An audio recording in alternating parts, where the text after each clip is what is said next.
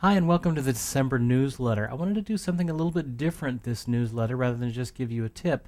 I thought we would learn a Christmas song. So one of the Christmas songs that I picked out is the classic song Away in a Manger. I'm going to teach it to you in the key of D. Now the music for this, the PDF of this, is attached to this newsletter, so you can just you can download the music and actually be working with me on it. Let me play it for you first, and then we'll talk through it.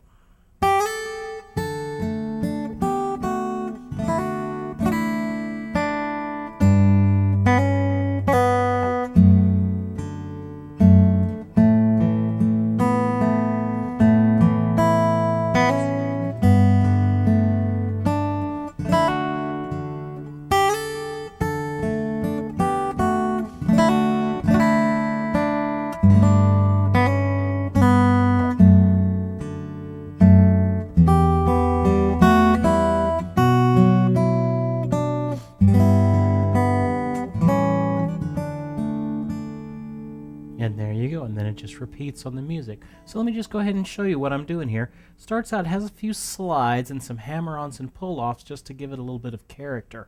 Now I first start off with a G grace note that goes up to the A. You'll notice in the music there are little notes, there are the regular size notes, then there's just really small notes next to a couple of them. Those are called grace notes. They have a little slash in them, and what that means is that's a little note that occurs actually before the main note that's coming. So like for that first A, I start on the G with my pinky, and I'm going to slide immediately up to the A. And then I go into this sort of a D5 chord. You'll notice the chord shapes that I have on top of the music. I have the chord names, but they also have a chord block. How I relate these chord melody things is in chord shapes. So I tried to notate the exact shape that I'm thinking for that particular chord that corresponds for that measure. So that's why the different shapes are up there. As well as you also look at the tab. I tried to be very accurate on the tab to notate exactly how I'm playing things so there's no confusion of what you need to do. So we start off with that first note, and I play this D5, and then I do these melody notes in 6. Look, you'll notice that the top notes have the stems going up. That's the melody notes. So I have a G and a B, and an A and F sharp, and then I go to a D chord, but I'm going to hammer on this F sharp, this D going to the F sharp. That's what that little grace note is, and then I just do it in reverse. So now I'm going to pull off that F sharp to the open E, and I hit the single note D, and I go to a G2 form. Same thing here. Hammer on from the B to the C sharp. Got to use your first finger there. Then reverse. Pull off from the C sharp to the B. And then kind of a D with an F sharp form. So let me just play that much so far. Sixths. Hammer on to the D. Hammer off. Single note D, G2 form, hammer onto the C sharp, pull off the C sharp, D with an F sharp in the bass, and that's the first line. Now let's do the second line. I go to a sort of an A2 form here in the first measure of the second line. You'll notice I have some notes that have the stems that are going down. Those are the bass notes, generally played with your thumb, and the notes that are going up with the stem, those are the melody notes. So that second line, first measure, goes. I'm going to kind of switch to an A7th form here. Again, hammering on from the open B to the C sharp, and you should end in an A7th form there. Then I go back to my G2, and then again with a D with a hammer onto that F sharp. So that second line would be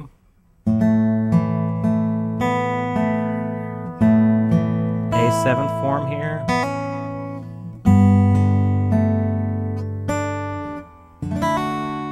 Now this third line is exactly like the first line, so you just play it again. Hammer onto the F sharp, then pull off G2, hammer onto the C sharp, pull off, D with the F sharp of the bass. Last line, this fourth line, I go to an E minor form. I do some sixths here. A with the F sharp. Open G, open E. And then the second measure of the fourth line, I go to a B minor.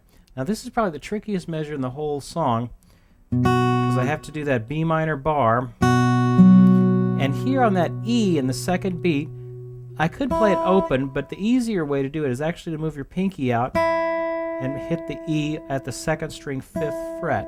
You'll notice that that's what the tab indicates as well. So that measure would be, so it's a little bit of an odd fingering, although it's easier than the open fingering. Then I go to a G, 6th chord, really it's all just open, A 7th, with the last note being that C sharp there, and then I resolve on the D. Alright, so let me play it for you one more time from the top. 6, hammer on, pull off, G2, hammer on, pull off, D with the F sharp. Kind of an A2 form here. Switching to an A 7th form here, hammer on, G2, D, hammer on to the F sharp. Just like the first line.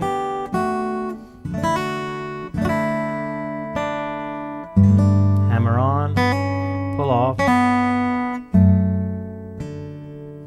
E minor, 6 here, B minor bar, reach out for that E here, G6,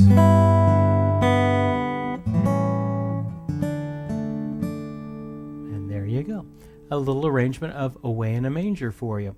And so work on that. It gives you something to work on over the holidays. Now I wanted to also let you know of a little challenge here, a little Learn and Master Guitar Holiday Challenge. One of the best things about the holidays is getting all the family together and singing songs and doing things like that. So I wanted to encourage you. Here's your challenge. This will make the strongest of men weak-kneed. You ready? Here we go.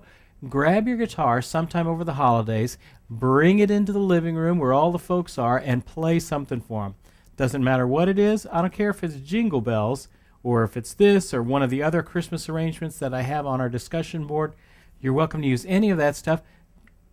Conquer your fears, gather your strength up, and grab your guitar and play for some folks over the holidays.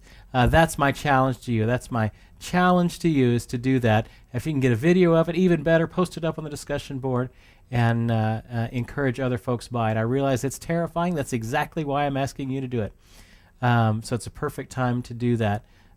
Anyway, a couple of last-minute announcements for you. We've got live lesson tonight with the incredible Phil Kagi, fingerstyle master guitarist. He's been arguably one of the best fingerstyle guitarists on the planet for the last 2 decades, and I'm thrilled that Phil Kagi is going to be with us in kind of a special Christmas edition of Live Lesson tonight, December 13th at 7 p.m. here in Central Time.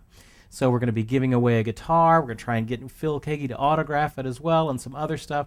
So don't miss it. This is probably going to be the best live lesson we have ever done. So don't miss it tonight, 7 o'clock if you can make it. Now, the next live lesson after that is going to be our New Year's edition, and that's going to be on December 27th. Wanted to also let you know we've got Gibson Skills House, which is an area on Gibson.com that we provide educational content for all the time. This week, I just put up a lesson on octaves, using octaves for R&B playing and jazz playing and rock playing, and that's in the Gibson Skills House section of Gibson.com. That link and those links are in this newsletter, so check that little lesson out. Also, there's also song lessons there as well, and this song for this week is Can't Buy Me Love by the Beatles, so if you want to learn how to play that, we have other instructors that are teaching you that as well. Wanted to encourage you, it is the holiday season. Grab your guitar, go play for some folks. That's the challenge for you.